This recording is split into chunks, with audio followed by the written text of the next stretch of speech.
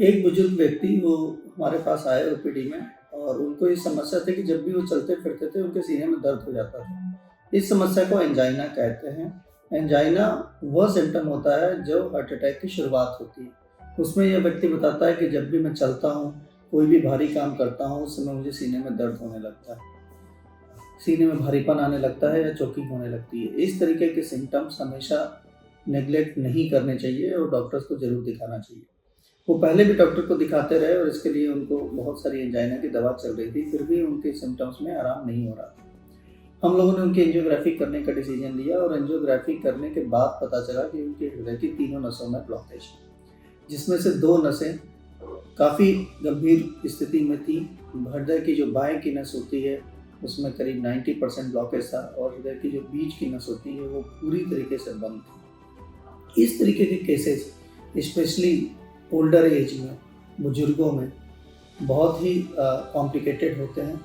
ऐसे व्यक्तियों में नॉर्मली डॉक्टर बाईपास करने की सलाह देते हैं, परंतु वो मरीज जो कि बुजुर्ग हैं, हार्ट सर्जरी का रिस्क नहीं ले सकते, कॉम्प्लिकेशन उसके ज़्यादा होते हैं। ऐसे पेशेंट्स में एंजियोप्लास्टी करने को हम लोग कॉम्प्लेक्स एंजियोप्लास्टी कहते हैं। जो नस 100% बंद होती है और काफ़ी समय से बंद होती है, उसको हम लोग मेडिकल लैंग्वेज में क्रॉनिक टोटल ऑक्लूजन या सीटीओ कहते हैं।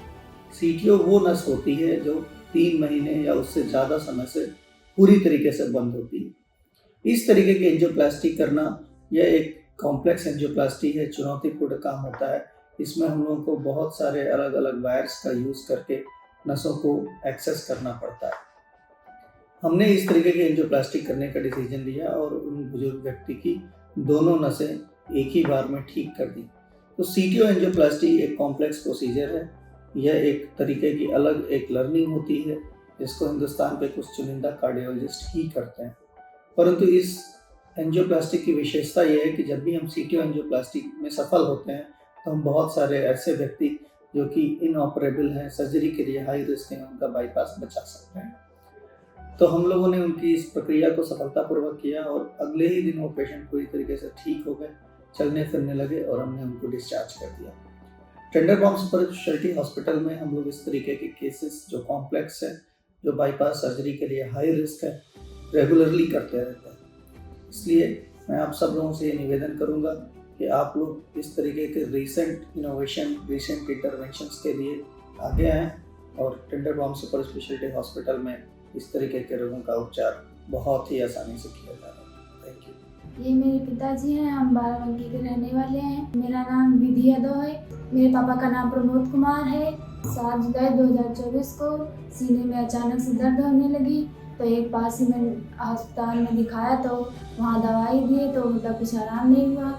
आराम ना होने के बाद हम लखनऊ आए इलाज के लिए। उसके बाद डॉक्टर ने देखा, उन्होंने बताया कि इनका बाईपास सर्जरी होगा क्योंकि इनको हार्ट अटैक आया। लेकिन बाईपास सर्जरी हमें नहीं करवाना था। हमारे जानने वालों ने टेंडनबाउम हॉस्पिटल के बारे में बताया और डॉक्टर के बारे में बताया, तो हम यहाँ आए, डॉक्टर से मिले। डॉक्टर ने मेरे पापा को देखा, उन्होंने कहा कि आपका इलाज बिना बाईपास सर्जरी के ही हो जाएगा। इसका विश्वास उन्होंने दिलाया और उन्होंने बिना बाईपास सर्जरी के ही मेरे पापा को ठीक कर दिया और अब मेरे पापा एकदम ठीक हैं। टेंडनबाउम हॉस्पिटल डॉक्टर गौतम सर को धन्यवाद मेरे पिताजी को सही करने के लिए।